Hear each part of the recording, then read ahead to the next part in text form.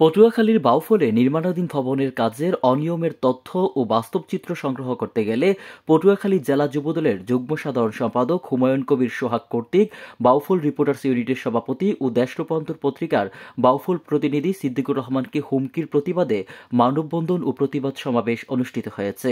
বৃহস্পতিবার সকালে উপজেলা পরিষদ গেটে এই মানববন্ধন অনুষ্ঠিত হয়।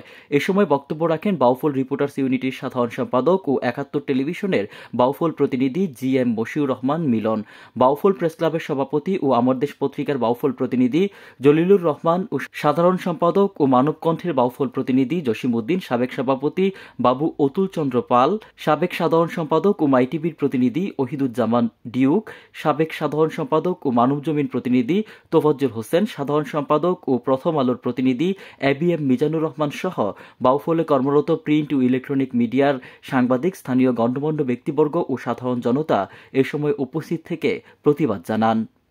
পটুয়াখালী থেকে জাহিদ শিকদারের রিপোর্ট, আমার বার্তা ডিজিটাল। বাউফল উপজেলা থেকে তথা সারা বাংলাদেশ থেকে তার বিরুদ্ধে, আপনাদের বিরুদ্ধে কর্মসূচি দেবে।